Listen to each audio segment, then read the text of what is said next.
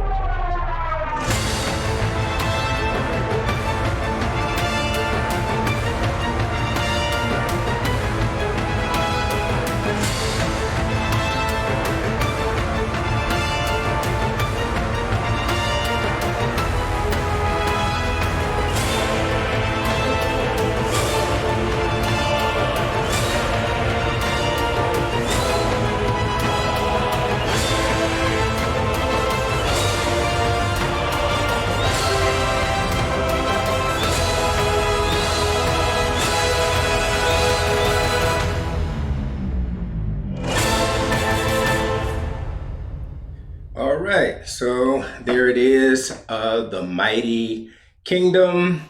So we will try and break this down for you just a little bit. So let's start, I guess just with the basics. So this is in A minor. And it kind of borrows a little bit from the Phrygian mode, and I'll talk about that in just a bit. But in terms of the progression, the chord progression, it starts on the 4 actually. So it starts on the D minor, it goes to the A minor, does that again.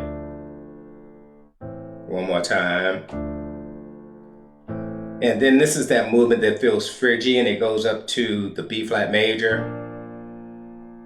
and then it goes to E major. Okay, so that's the progression. And the reason that I say it kind of borrows from the Phrygian, because the Phrygian mode has a half step between scale degrees 1 and 2, and that second scale degree is major. Now, there's also a half step between 5 and 6, but the 5th scale degree in the Phrygian mode is diminished. So if we're in A minor, we would be.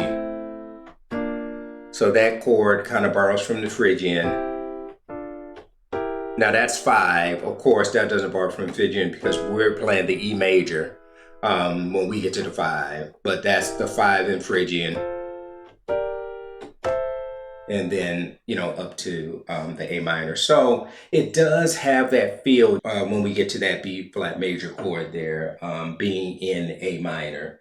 So let's get inside the cue a little bit. So the first section pretty much is really just setup. And speaking honestly, and typically the way cues are put together, it's a little long. Say if you're considering it an intro, it's kind of long because it takes, it's a whole section long. But I just kind of wanted to really develop the vibe of the piece. Or whatever. So I have a whole section just really of development before we actually hear the full melody of the piece. So the drivers of this one really kind of start with our low brass, which is our tubas, our bass bones, our contrabass clarinet, double bass, and sub bass to start. So let me play those for you just in terms of what they're doing from a movement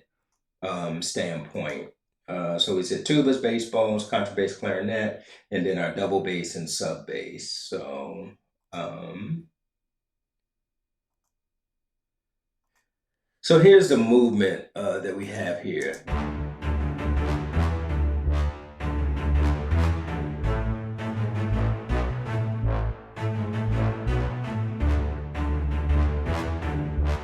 So that is sort of the driver, if you will, for really the piece. It's a little kind of different. If you listen to just what I'm doing with the double bass, is real different.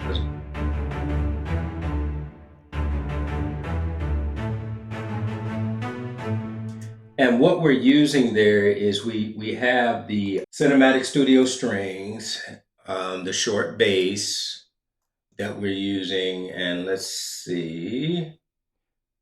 So a short bass, and we're just using the staccatissimo in terms of the articulation. And then, one of my actual favorite double bass sounds is the legendary low strings. And it's quite honestly, it's a mix of cello and double bass, but I just love the sound. So we just have, and that's the spiccato articulation there. And I just have those two together, and then of course the sub bass is hitting just an additional accent. See?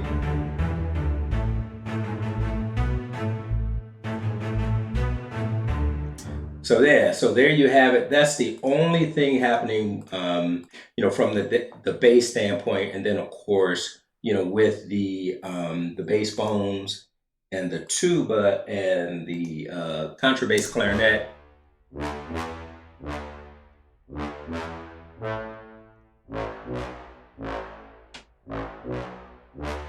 And that's it. And you might be like, well, where is the contrabass clarinet? But they're there. And it definitely does, help us add a little weight to the cue by adding that in. And then, of course, the other driver, of course, is our drums. In that. So along with that, so here are just the drums, and I'll just play them all together.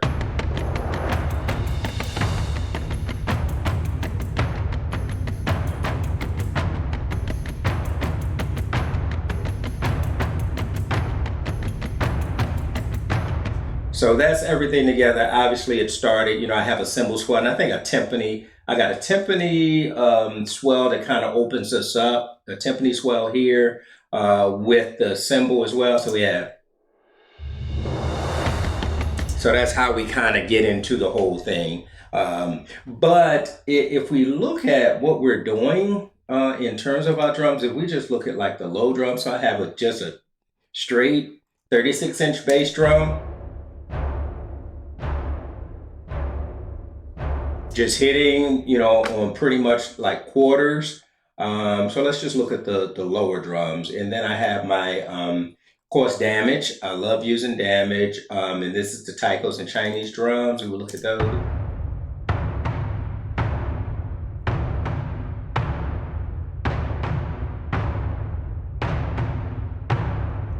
So real simple. And then one thing you'll see is my very, very low.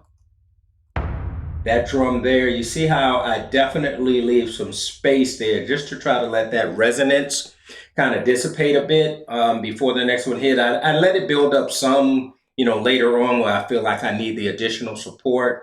But yeah, a suggestion would be to, even when you have multiple patterns or rhythmic things going, try to just leave a little space, especially in your really low drums, just to help deal with that resonance just a bit. And then you'll see what I also do. So I have it, I have those high passed at 55. So that's where my high pass is. And of course, that's just kind of where you're allowing the highs to pass through. Or some people call it low cut. Same thing. High pass, low cut.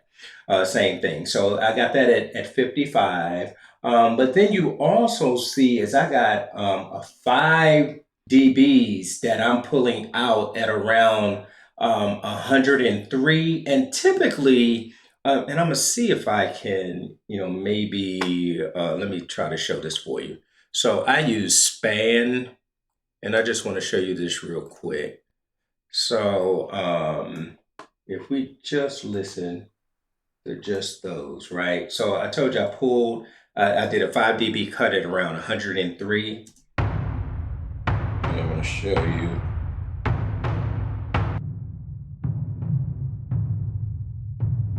And that's what we're trying to get rid of. That whooshy, airy sound.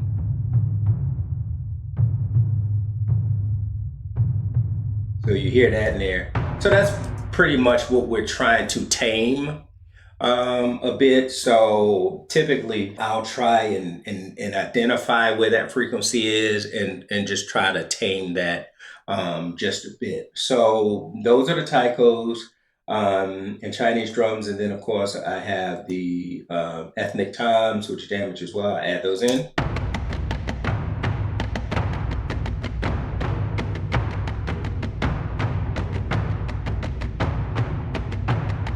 So you see here with the high pitched drums, a lot more activity going on with the drums. So we have a whole bunch more. So and let's see what our velocities are looking like. And you see our velocities different. Have some hitting hard, some hitting a little softer, and if we just play just those.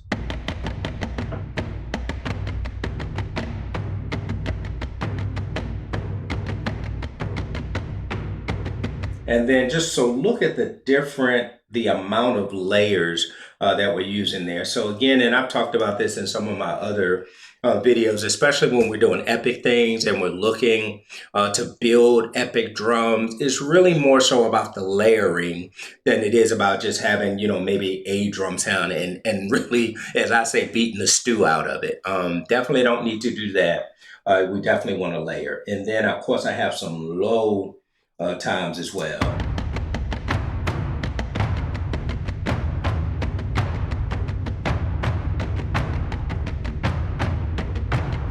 And then some of the color stuff in our percussion that's pretty cool is I have just like tambourine, some finger cymbals. I love finger cymbals. I really like using those. So check just some of the color, the higher color stuff.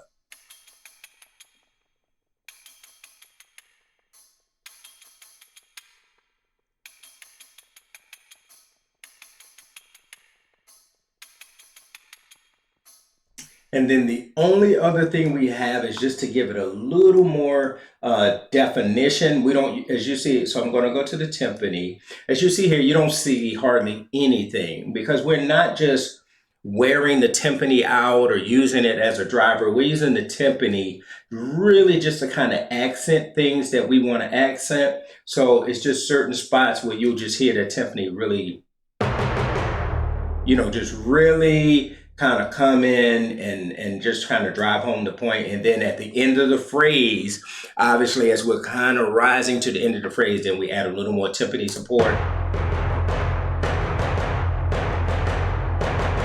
So woo, that timpani. Oh man, it sounds pretty awesome. So forgive me if I get a little excited, but man, that timpani is nasty, and you gotta have nasty if you're doing epic, right? So again, so that's pretty much how we treat our drums, all right. And then so I showed you the bottom, and then so the next thing that we have is the motor, and you guys have heard me talk about ostinatos before, just repeating a pattern. And really the bottom, the bass bump bum bum bum bum bum bum bum bum, it's like a little bass ostinato. But the sort of the driving, as I call it, the motor, the string ostinato, we have the cellos, the violas, so the violas and cellos, and a bassoon. that's pretty much carrying our ostinato, which is.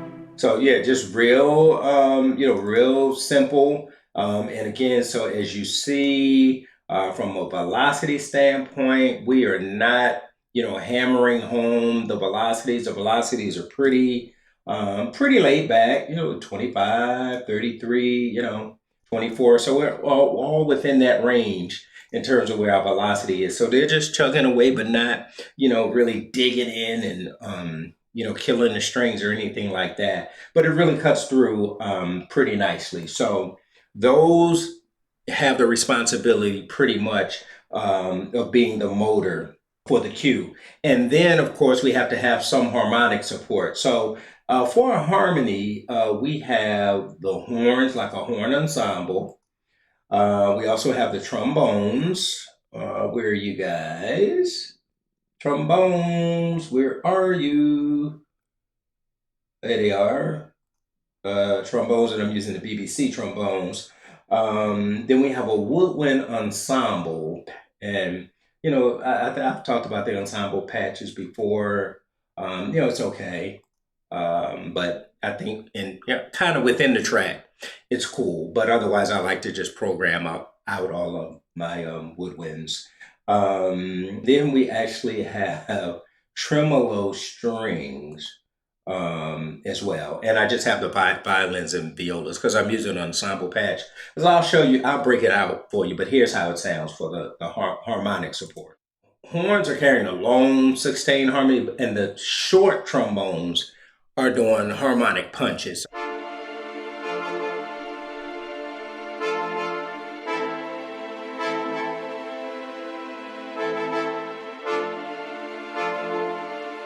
So, real again, one thing that I'm doing is I don't have everybody sustaining on the harmony. So you have some that are playing sustain, pretty much the horns and the strings, but I have the strings even doing a tremolo just to give it a little more interest in terms of the movement. And then I have the woodwind ensemble and the trombones doing rhythmic harmonic support. Bop, bop, bop, bop, bop, bop, bop, bop, just to kind of bring it, have it be a little more interesting.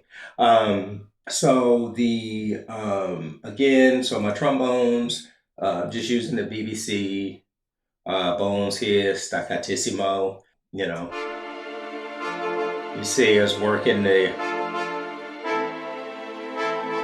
So what we're trying to do is just kind of have them, just give it some life. So it's not just a sedentary bye, bye bye bye. If they were live players, bye, bye bye bye. They would give it some movement. So we try to, as much as possible, imitate, that type of movement, as much as we can. And as you see, even here, like the movement with our horn, just trying to give it a little,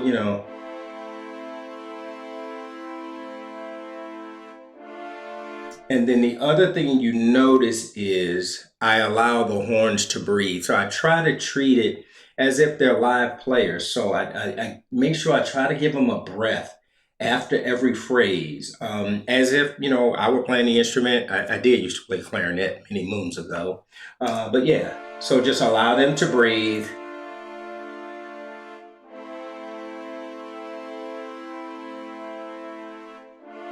And then the other thing is I want to show you, and then try to, you'll hear lots of times on the end of phrases, you'll hear the orchestra give that nice crescendo. So I try to mimic that as well.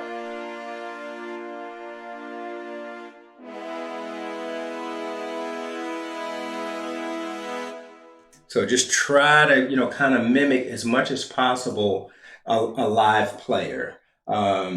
So that's pretty much what we have there for the harmonic support. And that's the entire first section pretty much. The only thing we have is coming out of that last well, really the second half of this section. So we have a little melody, a counter melody that is introduced within our winds, our flute, oboe, clarinet, and bassoon, just a little counter melody that they play.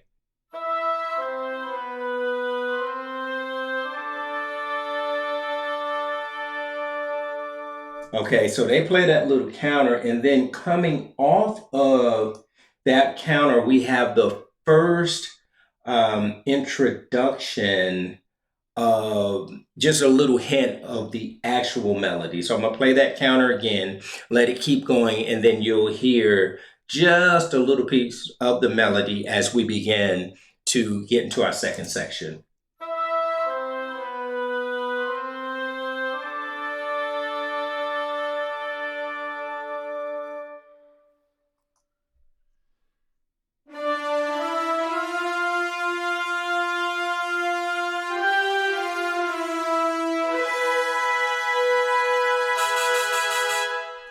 And that gets us into our riser as we get into that second section. So that da da da da da da is actually the back end of the melody once we get into section two. So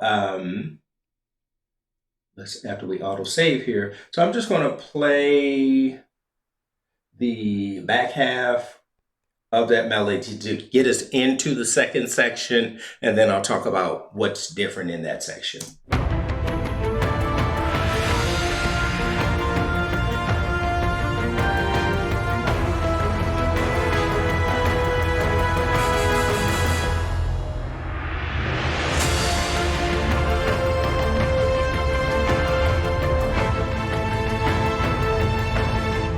Okay, so we're into our second section, which is really now we hear the theme for the first time. So, of course, I have a that I think that timpani swell again. I have a tam tam and what a riser or a drop kind of that gets us into that section there.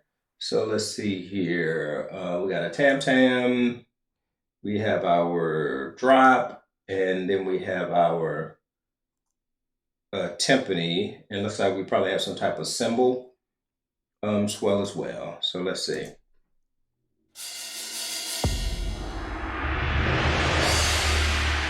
So always good, and the reason I broke that out, you hear by yourself like what? But it's always good to try to have something that kind of onboards your next section, of your piece, where your piece is not just jumping into, another section without something helping it to get there. So that's how we get into the second act or the second section. So here we have the melody. Now the melody is carried by our horns. So now we're talking about, a decision for color.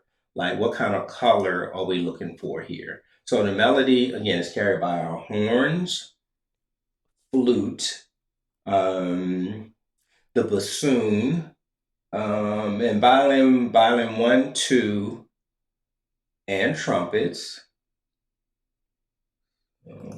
Now I got a light ensemble giving some additional support to violins one and two, but we have violins one and two and the cellos. And then the trumpets, just like the French horns picked and the woodwinds picked up that end of the melody on the back end. Now the trumpets pick up the back end of the melody as well.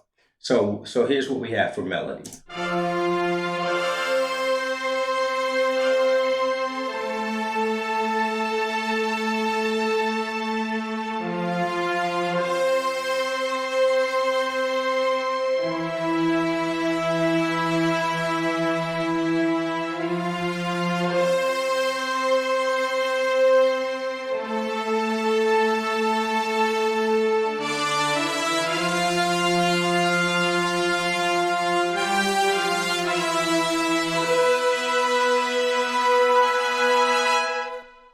So again, it's about color. And of course, horns with flute, you barely hear the flute, but they just add something. And then bassoon doubles nicely with horns. And, then we have our cellos, and our violins. And our violins just give us really something on the top, just gives it a beautiful lift, if you will. So for the strings, like I said, I do have the light ensemble patch, and I do sometimes use the ensembles to kind of help out with melody. So you see here, I am using the light ensemble, and if we just play that.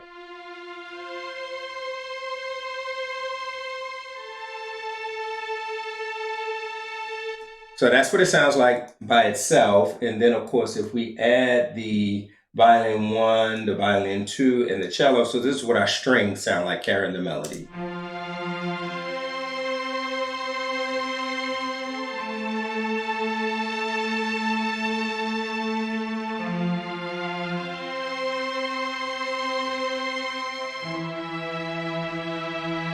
So you got that soaring melody over top of just all this frenetic energy happening underneath the cue. So as it relates to harmony, nothing really changes there. That's still carried by our horns, our bones, and the woodwind ensemble. So nothing really changes there. Now, when we get to our motor, and let me say this, guys. So, and I think I've said this before, but I just want to say this. So this is epic orchestral writing, right? So what you're going to see is, I mean, as it relates to standard writing for an orchestral, I mean, we're definitely cheating, because you're going to see how I may have violin one and violin two playing the melody, but I also have first and second violins helping on the ostinato, which you're going to see coming up. So, you know, with the epic writing, at least for me, it's just about getting the sound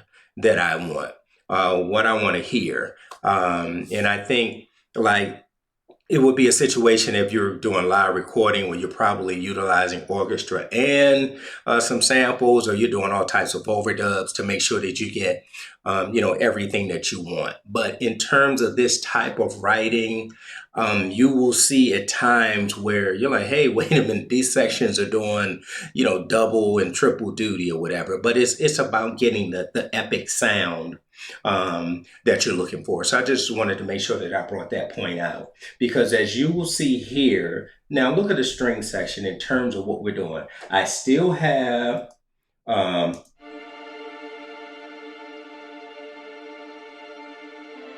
so I still have the harmonic support from the ensemble, right? I have melody going, and now to really even generate more energy for the ostinato, I've added the high strings to join in on ostinato, and I've added the oboe and the clarinet. So now when we get to the ostinato now, we have all this activity here happening. Clarinet and the oboe. Oh, and I'm sorry, and the bassoon, if I didn't say that. So, and the bassoon. So now this is the ostinato when we get to section two.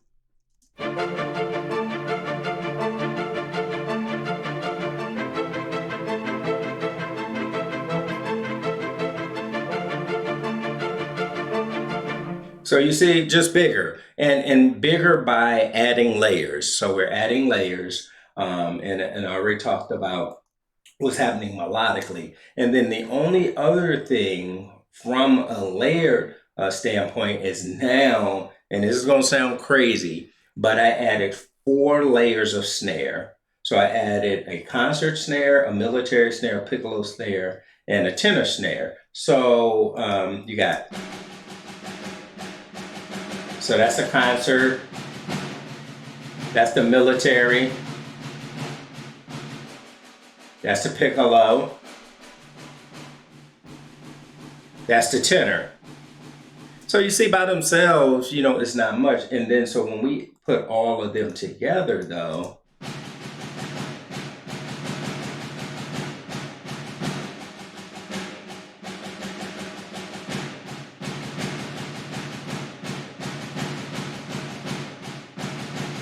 very intentional about, where our accents are hitting, bop, bop, bop, bop, bop, bop, bop, bop, bop, bop.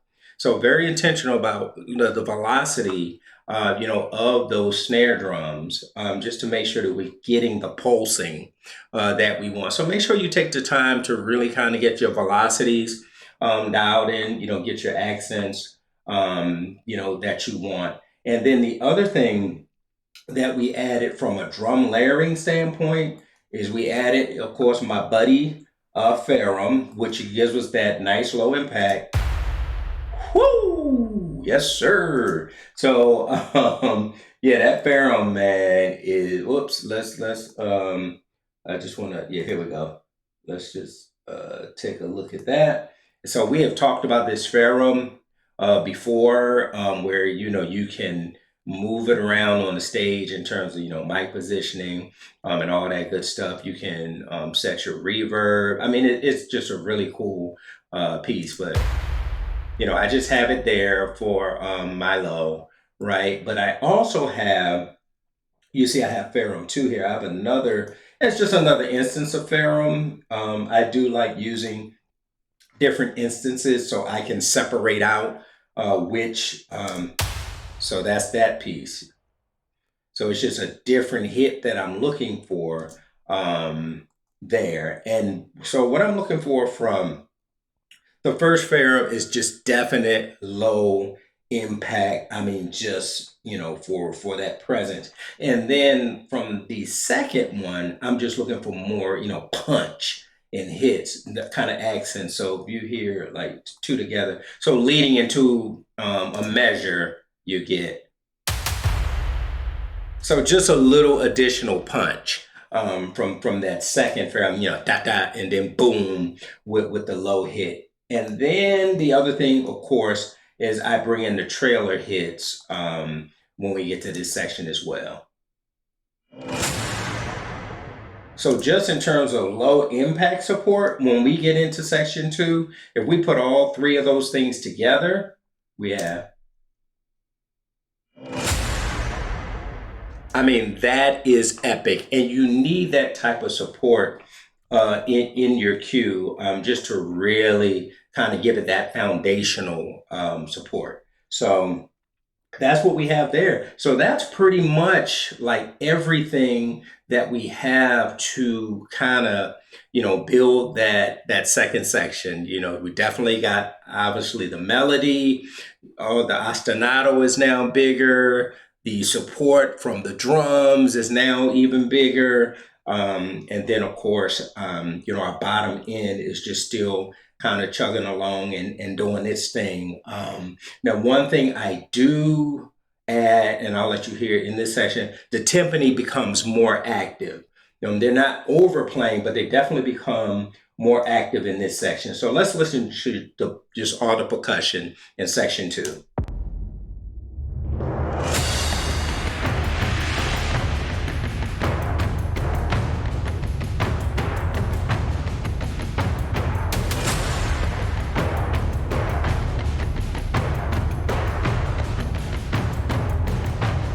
So just becomes a little more active, and you can even hear just subtly, like just that little build up. Even though we try to space out how our drums are hitting, and we try to dip out some of that frequency that has all that kind of air, you're still going to have a lot of build up in your percussion section. So that's why it's definitely important to do that. Now, one thing that I also do on the timpani, and I think I saw this on, I hope I say his name right. I know his last name is like Dolly or Dolly. I don't want to mess up his name, but he's awesome. I mean, he's like he's amazing. But one thing that I saw that he did that I thought was really, really cool. It's not on the soft mallet. Let me get to the right Tim, because I definitely want to show you this. Yeah, it's a Jermaine Dolly. I may be saying his first name incorrectly, and I'm sorry. I hate that I am, because I really want to show you this. Oh, I keep hitting. I'm sorry, guys. I keep hitting the wrong timpani. I'm trying to get to Tiffany hard mallet. and it's on a soft. Well, let's do this. I can show it to you this way. All right, so if we get to a timpani hard mallet, which is here. Let's go to, so this is when I'll show you this insert here. So I have low air, just a little low air. And I saw him just talk about this on his channel at one point. And basically, he was just saying if you just want to give your timpani just a little more weight, so I'm gonna just play it for you, just the timpani with that low air. And you see, I have it at set at 80 hertz, and just pushing air. I'm pushing it, I don't know, about 7. I got it pushed up to like 7.6, but check it out. Hear that? So listen to that as compared to.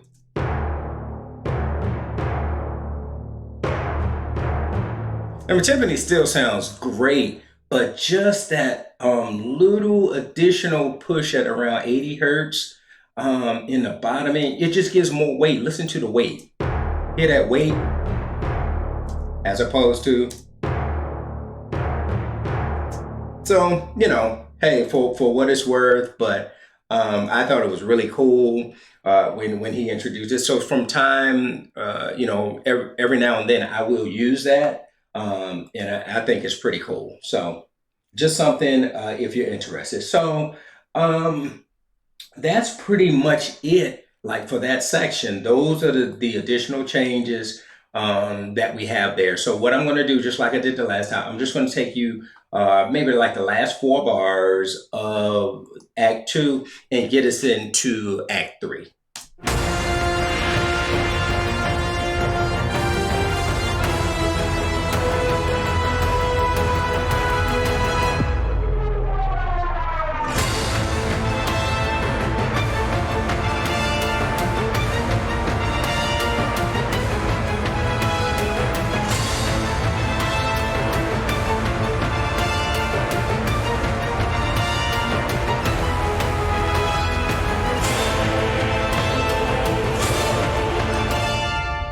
So, I mean, as you guys hear, I mean, now it really, we just switch gears. I mean, we just changed another gear.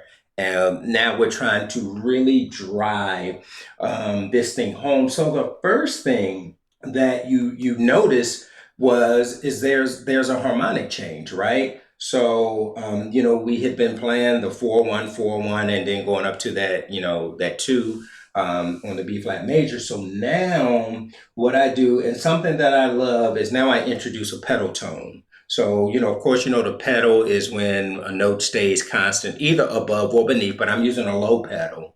And then the chords change on it. So I'm using an A pedal, right? And I start on the A minor, go to 4, I go to that 2, but now it's a major 7 chord.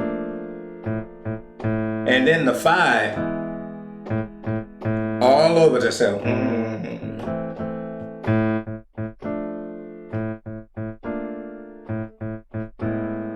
Right? So what we do, and the reason I love using pedals, and I would suggest, like, when you want to use pedal tones, I think they're great for building excitement and building tension. I mean, listen to all the tension in this.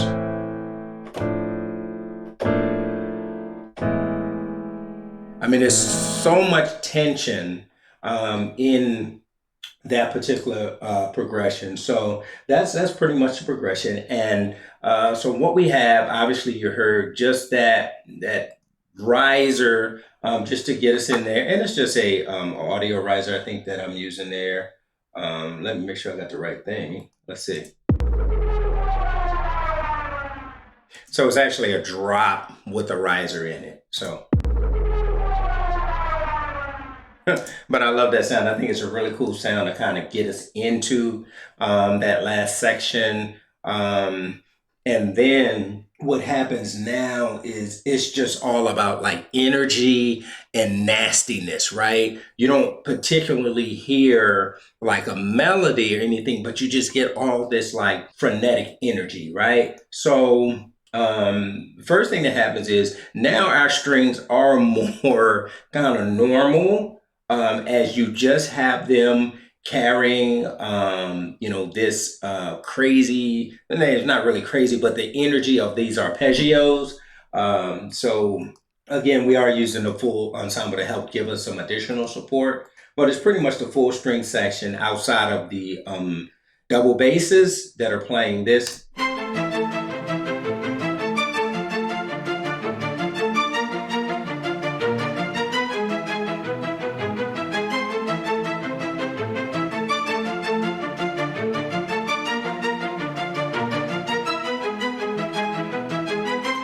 So I mean, man, that is just I think it just really just helps us drive home, that point. And again, I just want you guys to see, because I think it's really important that you don't have to like really go hard on your velocities. I have my accents, ba, ba, ba, ba, ba, ba, da, da, da, da, da, da, ba. So I definitely want to be hitting hard on my accents, but you see kind of where everything else is falling. One is not flat line where it's just da da da da da da da, but there's movement and motion to it. So just something, just to bear in mind, when you're programming, your strings, or when you're programming just in general, right? So we have those, and we also have that supported now by our woodwinds. So we have our clarinet, our oboe, and our bassoon, and then I use the short ensemble as well. So we'll listen. Let's just listen to just the winds, and then we'll listen to the winds and the strings. So these are the woodwinds.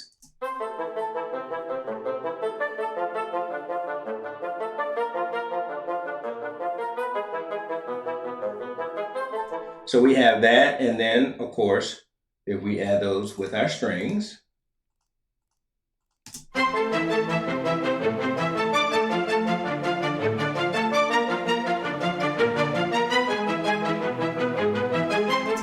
right? So we have that.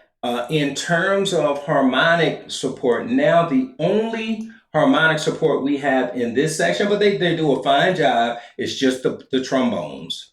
All right, let me start a little earlier because I see I have something triggered there.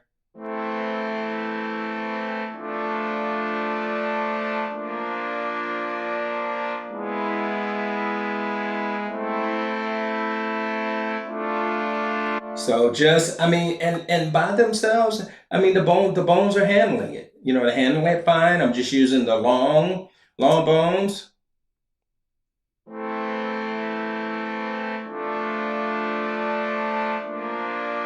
Just slight movement, building it.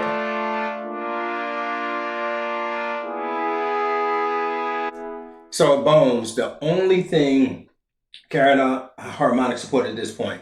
Now, in terms of bringing what I call the nasty, it is our low brass, because we have a couple of different things on. You guys hear a pulse, bum bum bum bum bum, or something to that effect, but I don't have everything just doing the low pulse because I still feel like in this section you need like some grit.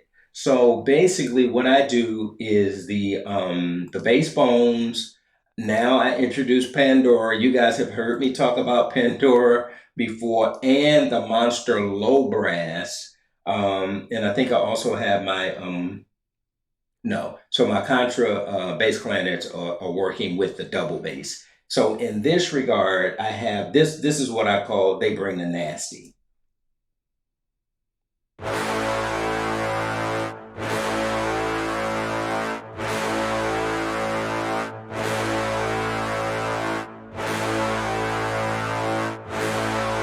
I mean, just straight because again, we're on a pedal tone, so that's that A pedal, and they just help. I think just kind of bring the nasty with it. So I mean, if you hear them kind of hitting with these strings,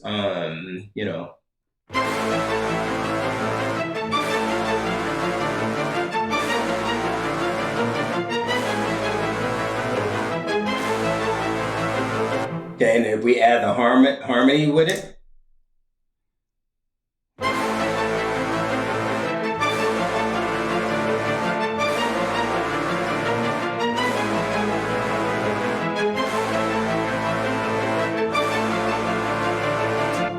just yeah. So definitely, I think they definitely bring a just an element of nastiness to the cue as we're trying to close this thing out and as we're trying to build intensity.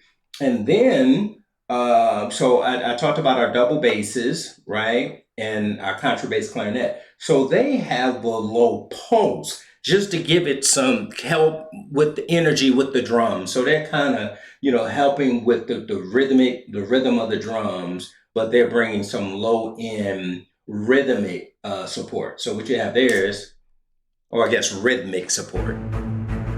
Yeah.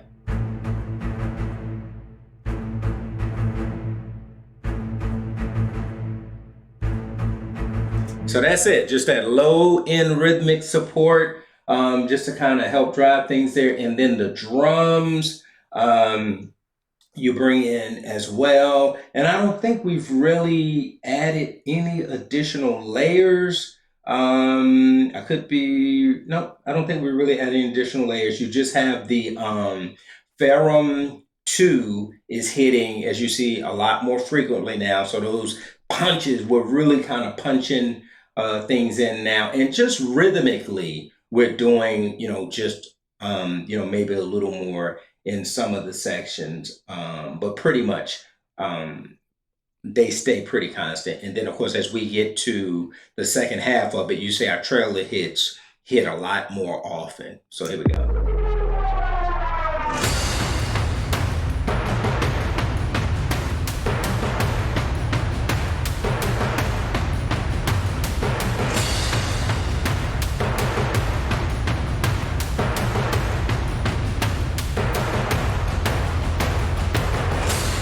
So, do you hear though how the timpani, just that timpani not hitting with everything else, but sort of answering, how it just adds another element of nasty because it boom, boom, boom, boom, boom, just kind of answering, bum, bum, bum, boom, boom, boom, bum, bum, boom, boom, boom, boom.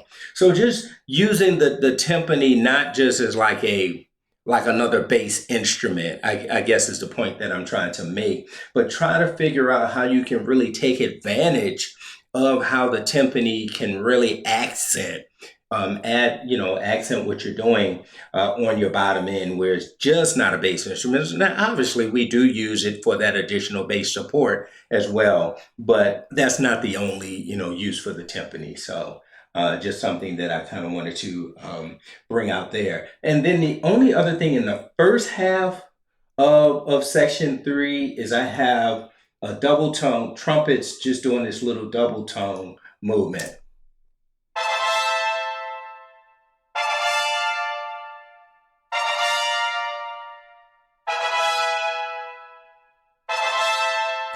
Great sound. And I'm using the BBC trumpets for this, and it's just a multi-tone that we're using there. And there's 3 trumpets.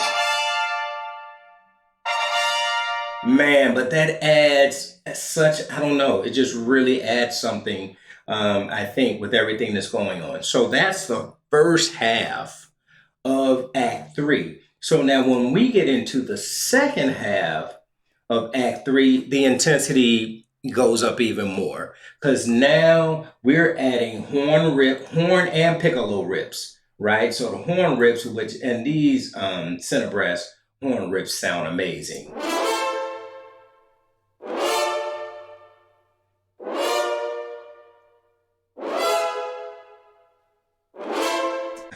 Those rips sound great. So we have those, and then I have some piccolo rips as well to go with it.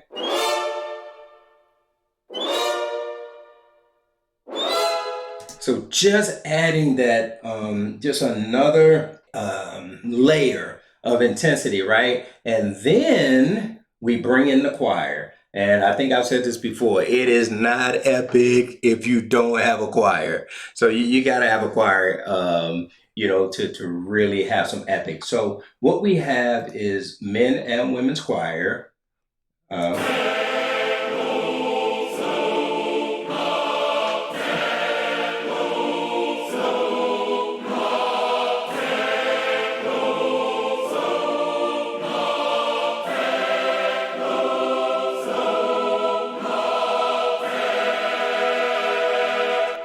So you're like, what?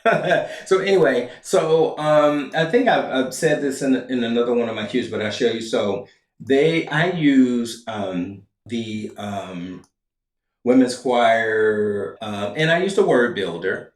And again, so the way that you use the word builder is you go to phrases, and this is a Latin phrase, and it's Velut Luna. And I did not choose the phrase for the meaning because it means like the moon.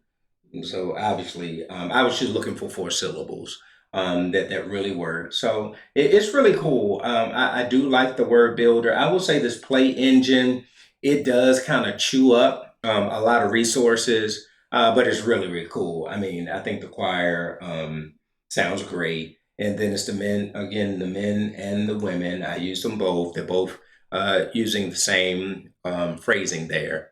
And they just add something to the end of it, So once we get those rips in there, and we get the choir in there, and then we get the trailer hits now happening on every measure as opposed to every 4 bars. Now, every bar, we got the trailer hits happening as well. We got that timpani going, right? And then we have those additional hits from our Ferrum 2, and I'll play those for you. So Ferrum 2 is...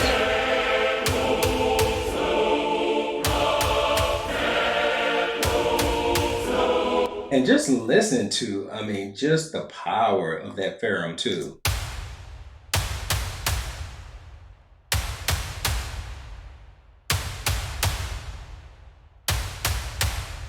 Yeah, and I add, of course, obviously a little reverb to it, so it's not just totally dry or whatever, but it really adds intensity. So if we let's come a couple of bars out of the first half of the last section, getting into the second half of the last section, and then I'm gonna let it continue because there's another harmonic change because you're on the pedal, on the pedal, on the pedal, but there's a harmonic change that takes us into the end of the cue and to our button.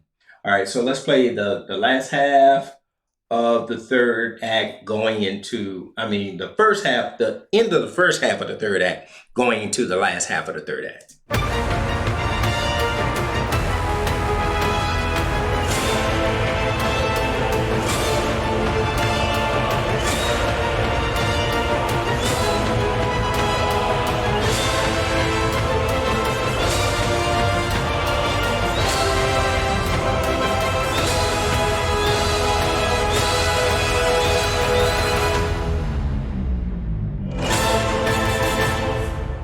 So let's talk about the harmonic change that we get. So, and it's really the release, right? We're on this pedal.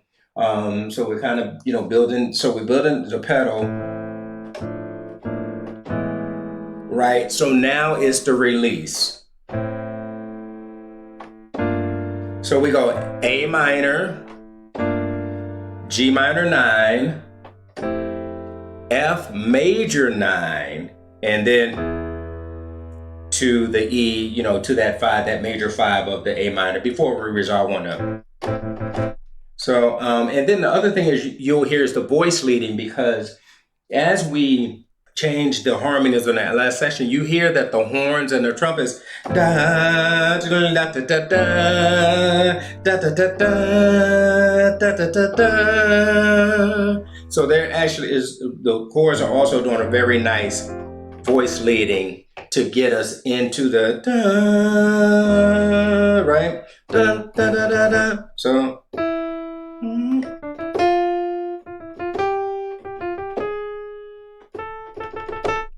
Is sort of what's happening there. So what happens in that harmonic section, as I said, is the horns and the trumpets pretty much just take us home.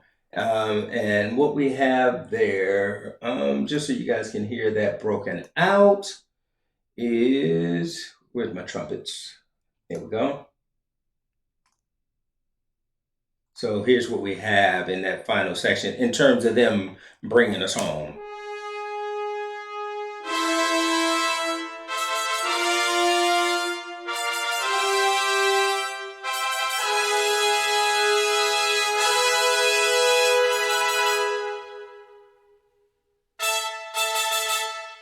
Right. And then, of course, I have my shorts. You guys can see I have all my articulations on different sections. So I have my horn shorts. You see there, my trombone shorts. All these are, I just have my articulation separated out so I don't have to use key switches. And then the Pandora, I don't need to. So those last hits, if all the brass are hitting on those last hits, you just have them there. I just have those shorts separated out. So, yeah, so really, really, cool in terms of how it ends. And then our button, bop, bop, bop, bop, bop. I don't know if that's a button or a stinger. I think a button is more just maybe solid, just a solid landing. So bop, bop, bop, bop, bop, bop might be more of a stinger or a tag. But we definitely let them know that there is an ending there. So, as always, I love, doing, these breakdowns. And as always, I hope it was something that was helpful for you. I hope you enjoyed the cue as well. Again, epic orchestral, one of the things that I love to write. So hope you enjoyed it. Hope you got something out of it. If so, as always, please please subscribe. It'll definitely help my new and growing channel. Hopefully other people can discover it, and maybe I can be some help to some others as well. So certainly, man, leave me some comments, about what you think. If you have any questions, let me know. I'd be happy to answer them and to interact with you or anything like that. So thanks again for spending some time with me. I really appreciate it. Until next time, peace.